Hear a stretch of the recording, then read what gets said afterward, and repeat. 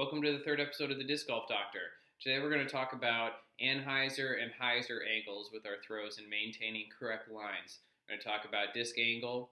We're going to go over a simple drill, and we're going to talk about some further core exercises to progress. Sorry if I'm a little quick with my explanations. It's freaking freezing out here today. What we're talking about today is consistent lines with hyzer versus anhyzer and your angle at which you start your disc out at.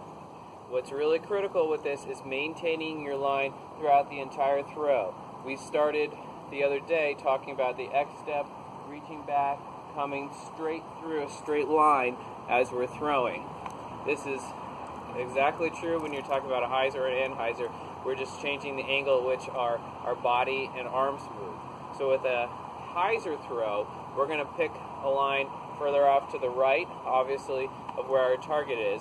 We're going to pick that spot, and when I step, I'm stepping in that direction. My feet should be right in line with that target.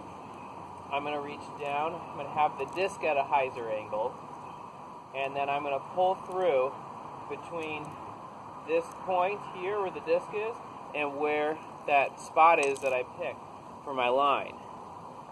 And I'm going to follow through all the way. That's really critical, that you have to maintain the same arc of motion throughout the entire throw. I'm coming in through here, and I'm going to have a mirror image from what happens in the front side of my body to the back side of my body.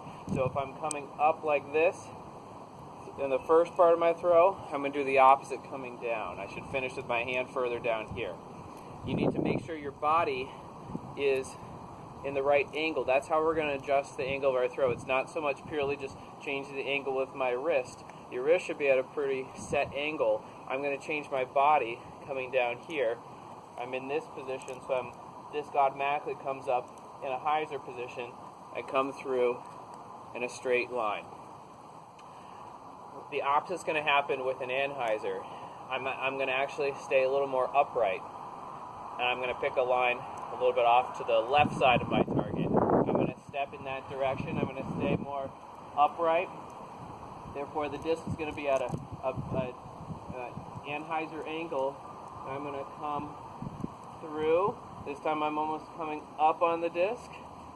Still trying to keep it in a nice straight line. Driving my elbow back. And this time I'm going to let go and then finish still within that same line of throw as I'm coming through. A lot of people end up not having the disc set at the same angle they're going to throw at until they're just about ready to release. Nate Sexton makes this point that how can you be consistent if you are starting the disc in one position and then only at the last second setting the disc position? Why not start right from the beginning? I'm not great at this. A lot of people who do ultimate aren't great at that. They kind of are, used to moving around with the disc and then at the last second setting your angle. But why not set, okay, if I'm going to throw a hyzer angle, I'm going to keep the disc here in this position, coming back all the way through, consistent with that throw. Your angle is going to be more consistent. Your throws are going to be more consistent. The drill is pretty simple today. What you want to do is go to a field, go to your backyard if it's big enough, and practice what we just talked about. You want to find a target where you want your disc to end up.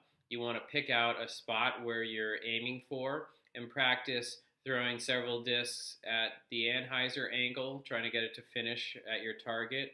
And then you want to practice doing the same, doing the anhyzer as well. Just practicing that over and over again will work on your form. Focus on changing your body angle to get that change in disc angle, following through in that same arc of motion so that what happens in the front of your body is mirrored in the back portion of your body, starting with your disc at the correct angle, and work on doing that consistently. Last time we went over some basic core strengthening exercises, some basic things to get those stomach muscles, the core muscles activated. Now that you've been working on that, we can start to progress to a little more functional movements. I really wanted to kind of move on to sports movement-specific exercises, but we're going to do one step in between that to gain you the understanding of how those stomach muscles, those abdominal muscles, core muscles should be utilized when you're doing motions and standing, and how to control your body. Once we have that understanding, you've worked on that a little bit, then we can move on to more sports-specific movements. Two ideas maybe two exercises we want to start with. One we're going to do in standing and one we're going to do the plank. The plank is an exercise that probably 95% of people do incorrectly, and we want to give you an idea with another exercise of how you should be moving your body, controlling your body with your core muscles. So we'll start with the one I just referred to first. What you want to do is get some weights. It really actually doesn't matter how much weight. These are 15 pounds. You could go as small as 2 pounds. What we're trying to do is, when you look at people at the gym do, say, a bicep curl, what you see them often do is this. They're bringing their shoulders back, they're arching their lower back. So A, they're not really using their abdominal muscles correctly. Obviously, they're not really using their bicep muscles. They're really using their back to get that momentum. That's not how the body should move. In reality, what should happen, we should be in a slightly flexed position with our knees, leaning slightly forward with the back, not too much, just enough so I can get my back nice and flat, my lumbar spine nice and neutral.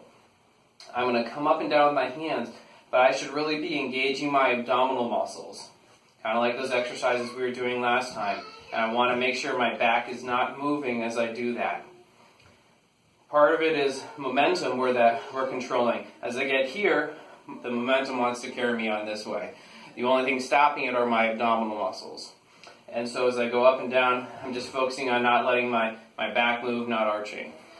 You would be surprised if you took 2 pounds and you went really quickly, you're still really going to have to engage those abdominal muscles a lot. You're still producing a lot of momentum. Momentum is mass times velocity, so you can control either of those variables.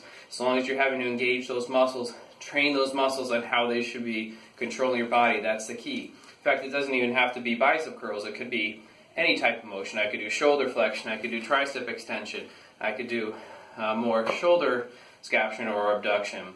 The list is kind of endless. You could use the bands we used on that first time. You could do rows or chest presses. The idea is I'm maintaining this position, my spine is in neutral, using my stomach muscles and not allowing my back to move.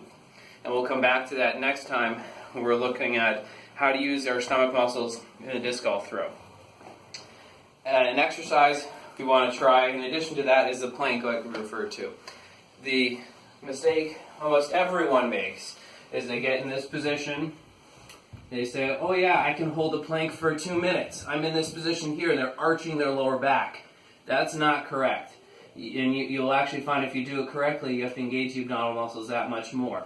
I have to really think about, if I'm in this position, or doing that pelvic tilt that we did that first day of working on core strength, and I'm maintaining my spine in a nice neutral position. Oftentimes bringing the hips up a little bit to really make sure you're doing that. Most people think, okay, I got to stay nice and neutral, keeping my hips right in line with my body, but most people end up arching their lower back, which does not allow their abdominal muscles to engage, and you're really relying on the spine and some of the ligaments in that area.